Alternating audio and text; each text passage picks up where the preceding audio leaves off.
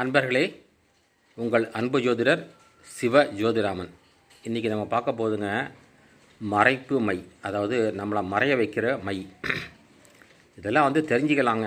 ஆனால் நம்ம செஞ்சு பார்க்குறதுலாம் ஒரு சாதாரண விஷயம் கிடையாது. இதை நிறைய விஷயங்கள் இருக்குங்கிறனால நான் எல்லாத்தையும் தெரியப்படுத்துகிறேன் மக்களுக்கு, அவ்வளோதான். இது எப்படி செய்யணும்னு கேட்டிங்கன்னா, சிறுத்தைன்னு ஒரு செடி இருக்குங்க. அது செடியில் இப்போ சித்தர்கள் பேரை மாற்றி மாற்றி சொல்லி இருப்பாங்க. சிறுத்தை செடின்னு ஒரு செடி இருக்குது. அந்த செடியோட விரையை எடுத்துகிட்டு வரணும். எடுத்துகிட்டு அது ரெண்டாக பிளந்து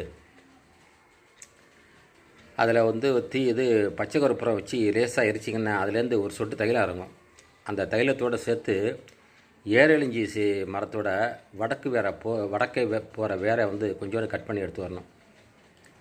இதை ரெண்டையுமே கருக்கி போட்டு நல்லா பிசைஞ்சி அதை ஒரு கல்வத்தில் இட்டு நல்லா அரைச்சிடணும். அரைச்சிட்டு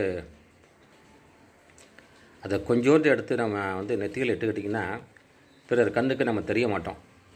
சிம்பிளான விஷயந்தான். ஆனால் இதை தேடி கண்டுபிடிக்க ரொம்ப கஷ்டம். சிறுத்தைங்கிறது சிறுத்தை செடிங்கிறது கிராமத்தில் கிடைக்கிது. ஆனால் அந்த ஏரலஞ்சிங்கிறது கொஞ்சம் கஷ்டமாக இருக்குது. அது காட்டுப்புறத்தில் தான் இருக்குது, டவுனில் எங்கேயுமே இல்லை.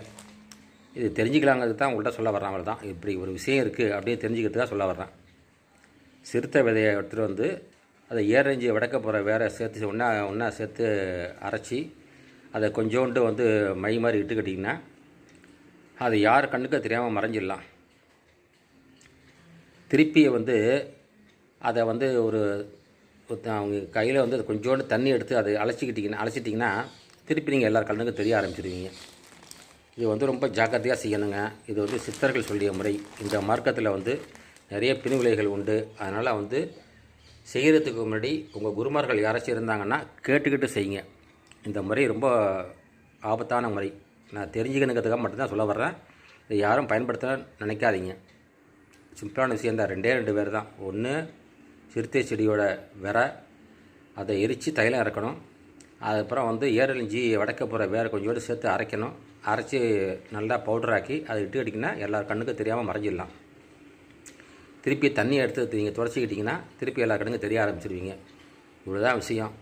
இதை பற்றி நீங்கள் மேலும் தெரிஞ்சுக்கணும்னா ஸ்ரீ திருச்செந்தூர் முருகன் ஜோதிட நிலையம் மற்றும் ஸ்ரீ பத்ரன் மந்திராலயம், கேரளா மற்றும் கும்பகோணம். நன்றி, வணக்கம்.